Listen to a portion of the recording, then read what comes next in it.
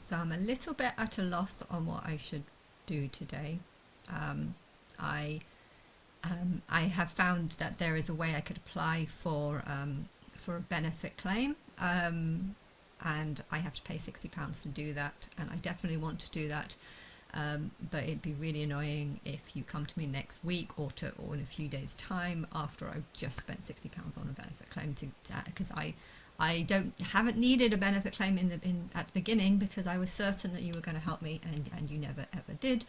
And I definitely cannot work at massage. Plus, it is true that the majority of my clients are Asian. I would say Asian or Middle Eastern even.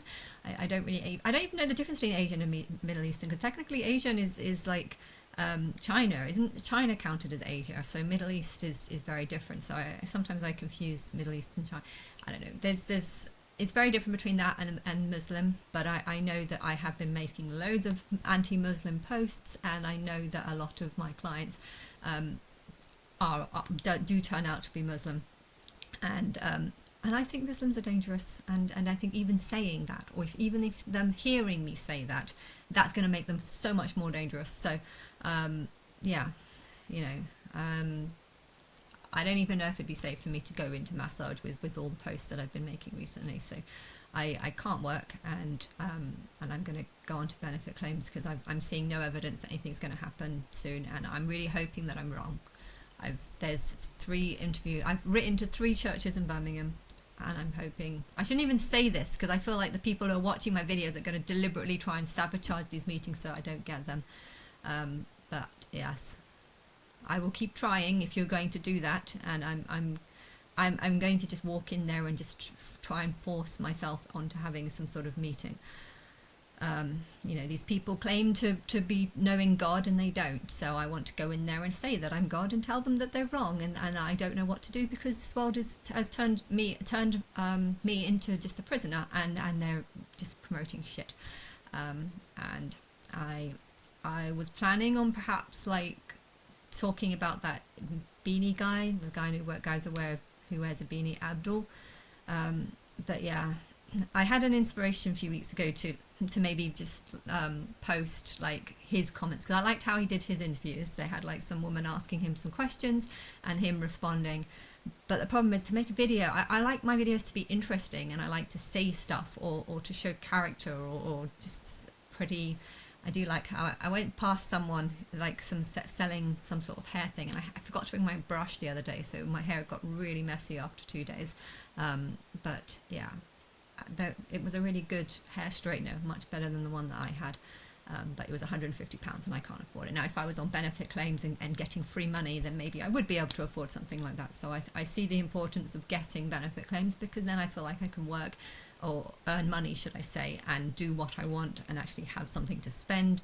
But yeah, I'm really, really hoping that I don't have another year to go. I know that Good Friday is on my birthday next year, and Jesus is supposed to die on Good Friday, so maybe this is a sign that this is when all the celebrities start promoting AJ Miller that day. Like, it could easily be any time. It could easily be the Feast of Trumpets this year or anything. And I don't know, but I am seeing him on Friday. I'm going to see AJ Miller on Friday because he's fairly close to me, and yeah, I don't know how the conversation is going to go, because I don't know if he believes or not, and I don't see any evidence that he does, and I'm really, like, I have no idea who knows and who doesn't, I really don't, and I know that there are people who know, but I know these people are not helping me. And anyway, I was going to do some things where I take that Abdul's guy's interview and then kind of answer them in my own way. The problem is his answers are just so long-winded, and they go into all the Quran says this, and then lots of blah, blah, blah, blah, blah, like Arabic sounds in this talk, and he's just constantly backing up what Jesus says or backing up what Muhammad says, and then just churning it and saying, well, because he said that there are false prophets everywhere, this is why we believe Paul is a false prophet who corrupted the church, and then I don't even know, I can't even tell you what his answers is. If someone asked me a question, I would want to answer it in the shortest sentence, like in a short sentence or as quick as possible. and therefore, you know, it's not just a case of someone ask a question and then I give his one word answer, and then, or one sentence answer, and then I give my one sentence answer, and then I go on to the next question. It's not like that, because they ask questions and then there's this big long 10-minute blah, blah, blah, blah, blah, blah, blah, blah, blah, just nonsense. And yeah, so it would be hard for me to actually just find the questions. You know, that this is how I would prefer my interviews to be. You ask the question and I answer. If you say, if Paul said this, or Muhammad said this, or Jesus said this, you know, my answer would mostly be, well, I think Muhammad's the false prophet, and I think a lot of things he says is inverted, so he says that because I believe the exact opposite. You know, that would be pretty much my answer for everything. But yeah, I'd rather that people ask me questions that are related to what I understand, not questions about just, I don't know, his questions I don't understand, because he's constantly trying to back up the Bible, and constantly trying to back up the Quran, whilst also saying that there's mistakes in it, and I wouldn't be doing that. I would just be seeing the whole Bible and the whole Quran as just a spirit that has some truth, and well, not the Quran, but it's this. Yeah, I'd be seeing it in a completely different way and just wanting to answer the questions and then move on to the next question. But if I was to do that whilst making a video of him, and he's also so boring, like he wears like this black, and he sounds like a robot. Muhammad said this, and like it's always on a very, very boring tone, and therefore I find that even if I did go through his interviews, I would just be like, yeah, where's the character, where's the personality, where's the liveliness? I mean, I know he's supposed to be attracting the kind of audience. I think he's more of a distraction. Just getting people who clearly don't know what they're looking for, getting them to analyse all the things that he says and about why he's right. Because I'm seeing loads of people analyse his videos, saying, oh, he can't be, you know, the Comforter can't be Muhammad for this and that reasons, and stuff like this. But that they're being distracted by him, and I don't want to be distracted by someone who sounds like a robot.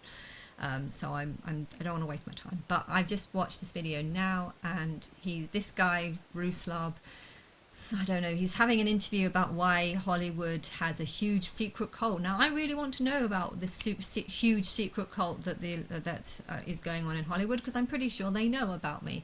But this interview is completely boring, and this guy who he's interviewing, I don't think has any idea what this occult is actually about, and he's making most of the conversation about his life and him. He's basically mostly just promoting himself, while saying that he knows that there's something going on, and just analysing everything wrongly because he doesn't know the truth, and he thinks he does, or he thinks that he's on Jesus' side, hence Jesus is against this secret cult. And I don't know, I think they're talking about child rape or whatever, I'm not too sure, but Ruslab talks about this little story, so I just want to kind of play it. Yeah, so they begin to talk about how we need to convince man that man is the problem.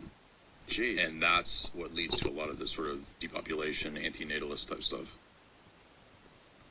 This stuff is dark, man. I'm just...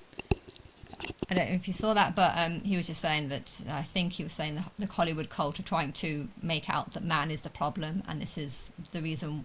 This is going to lead to depopulation. Now, this is definitely the truth. Man is the problem. Why? Because man doesn't know the truth about God, but they believe they do, and they're going to be very, we believe the truth. Your view is just your view, and they're going to reject me. And I want them to reject me, because there are too many people here and the spirit's not coping, but it's complicated.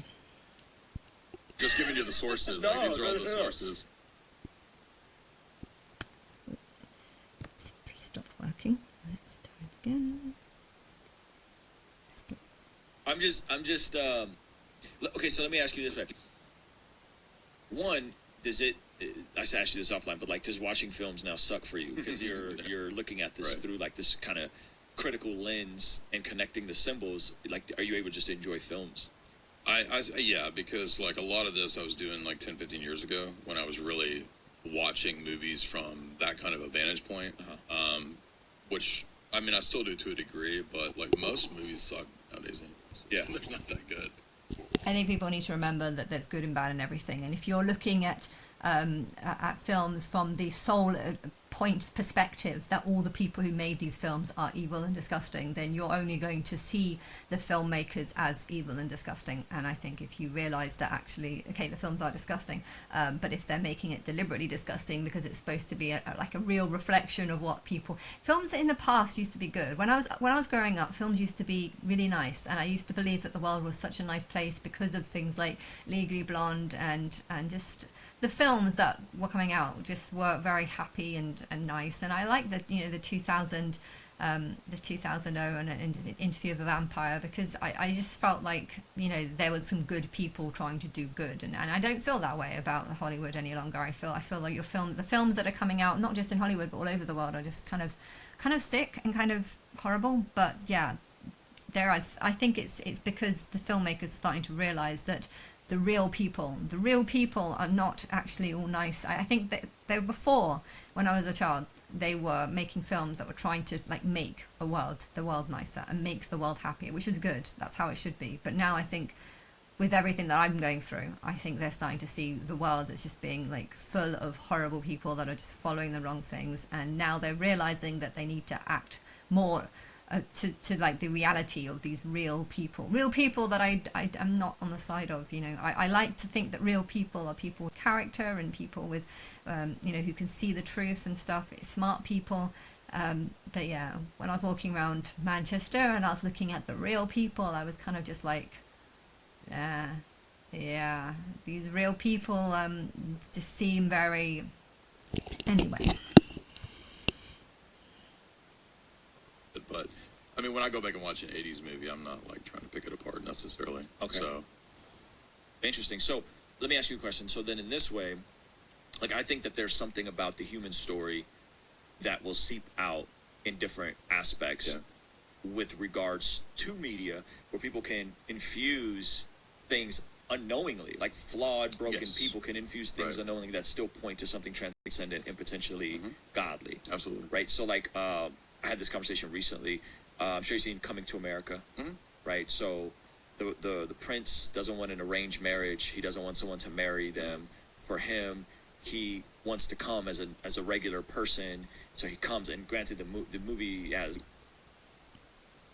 fornication and all kinds of sexual stuff. And he meets a queen.